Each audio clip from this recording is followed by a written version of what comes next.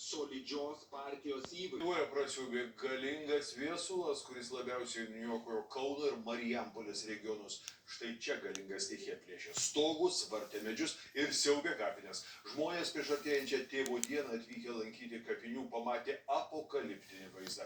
Žmonių aukų pavyko išvengti, tačiau žuvo paukščių jaunikliai.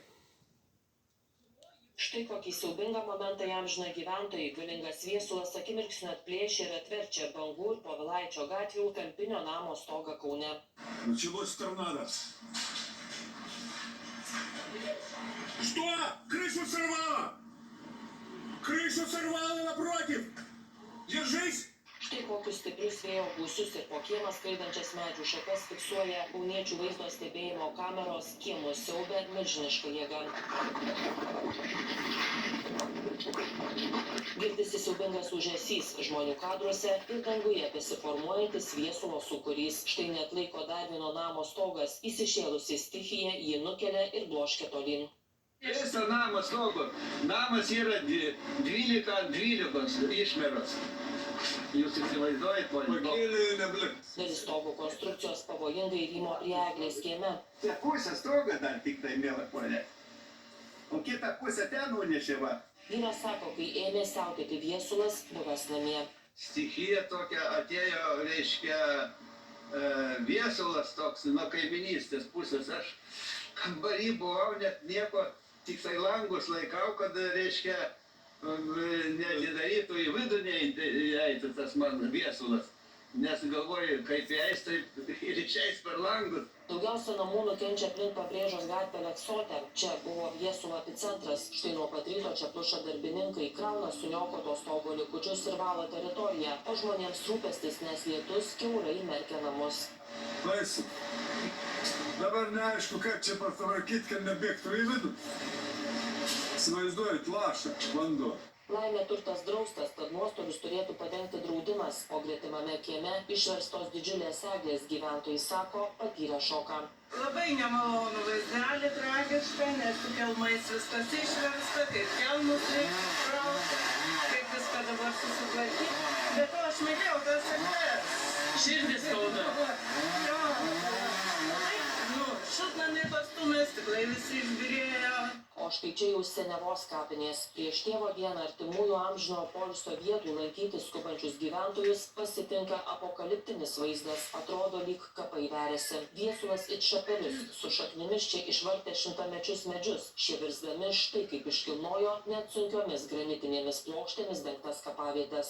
Nutiko tokia stichija šiąnakt, kad radome kapinių vaizdą tokį, kokį turbūt ir jūs patys matote. Išvartyti medžiai iš šaknų ir iš kamienų išsukti, išlaužti, yra iškilnotų kapaviečių. Kol kas skaičius tiksliname, kadangi šaliname medžius, po jais nematome tikrojo vaizdo kapavietės, ar ten labai apgadinta, ar mažai žalos. Kapinėse gausybė nuverstų paminklų, sulaužytos tvorelės, sudaužytos žvakidės. Darbininkai bando išvaduoti kapavietės nuo užvirtusių medžių. Baisu, šitą nesitikėjau visiškai. Buvo sako, liktai pranešta, kad bus tokias didesnį tebėjai, bet čia taip praušta, kad kaip kažkoks viesulas praėjęs tokia jos, kad viskas daug žalos pridaryta. Nu, pradėlė, išvartyta viskas. Tamsonė, vai matėte dabar dieną padarėme rimtesnė? Gero reiks ir paminklas tvarkyti viskas. Išvertė viską, ar ne? Taip, ir dar kaip gretimas užvirtęs. Viesulas dalį Kauno paliko be elektros, gatvėse neveikia šviesoforai.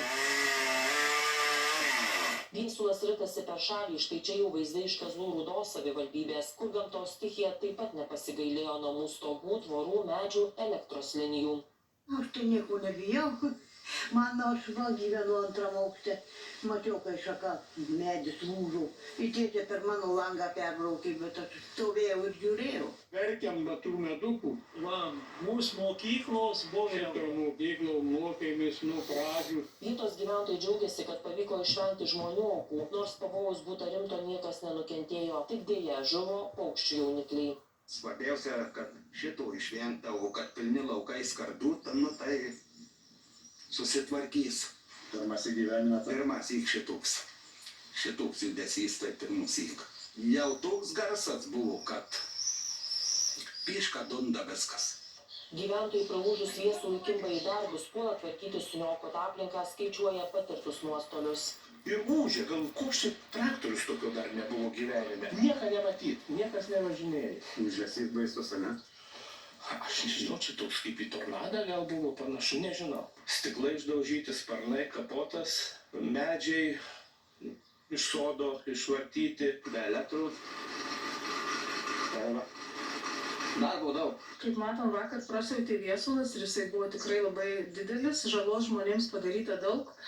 Daug medžių išvartyta, parkas ant Danavo sugriautas, gatvės buvo užverstos.